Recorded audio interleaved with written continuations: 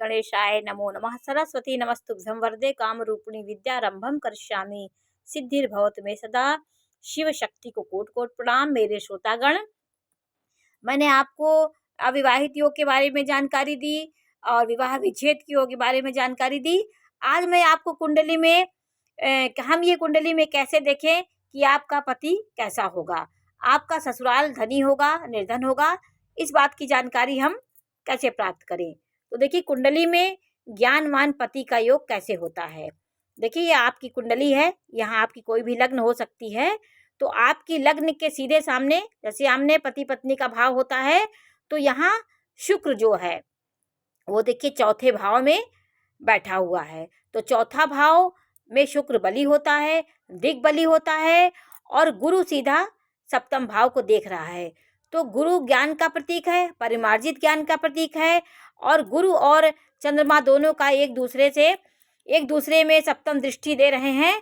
तो ये भाव आपका बहुत शुभ हो गया है। तो आपका पत्नी की कुंडली है तो पति, और पति की कुंडली है तो पत्नी ज्ञानवान होगी, बुद्धिमान होगी, शिक्षित संस्कारित होगी। तो शुभ ग्रहों की दृष्टि से हमारी कुंडली में जो भाव शुभ दृष्टियों से दृष्टि दे रहे हैं, जो भाव मेरे शुभ होंगे उनका परिणाम भी शुभ होगा। इसलिए मैंने ये देखिए, अब मैंने कुंडली मेष लग्न की बनाई है। सीधा गुरु देखिए चंद्रमा को देख रहा है, तो ये भाव में कोई पापी ग्रहों की दृष्टि नहीं है।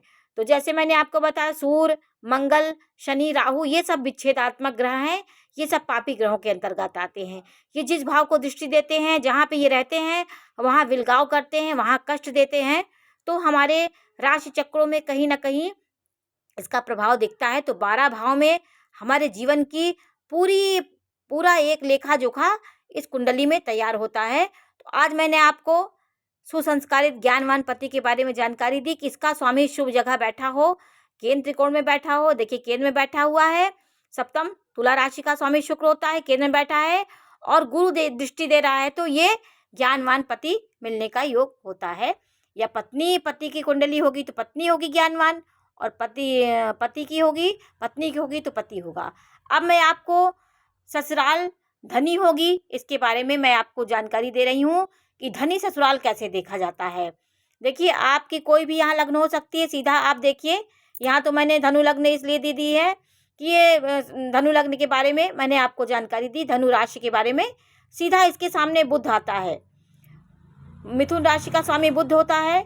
तो बुध की स्थिति देखना पड़ेगा, बुध कहाँ बैठा है। देखिए, बुध दसम भाव में बैठा हो या चौथे भाव में बैठा हो, इसमें से कहीं भी 2 जगह में बैठा हो, क्योंकि ये सुख भाव होता है और ये दसम भाव सबसे मजबूत भाव होता है। सब 12 भाव में ये दसम भाव सबसे बली भाव होता है। इसमें कोई भी पापी भी ग्रह हैं तो भी वो अपना बल देते हैं। तो देखिए, इसका स्वामी बुध यहाँ बैठा है, भद्र योग बना रहा है। ये धनी ससुराल होने का योग होता है। और सूर्य धार्मिक बनाता है, सूर्य 9वें भाव में बहुत अच्छा होता है। वो बच्चा, ये लड़का जो भी होगा, जो भी पार्टनर होगा, वो अपने पिता के कर्मों को आगे बढ़ाने वाला शुभ संस्कारित होगा।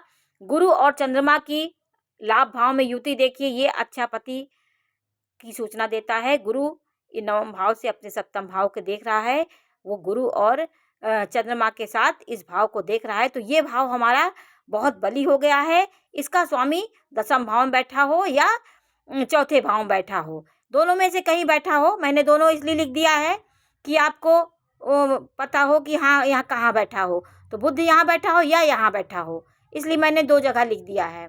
और गुरु चंद्रमा 9वें भाव से देखिए, इसको देख रहे हैं। चंद्रमा की तो 7वीं दृष्टि होती, गुरु की 9वीं दृष्टि होती है।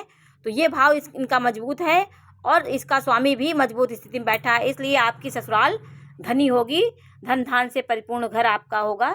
नमस्कार।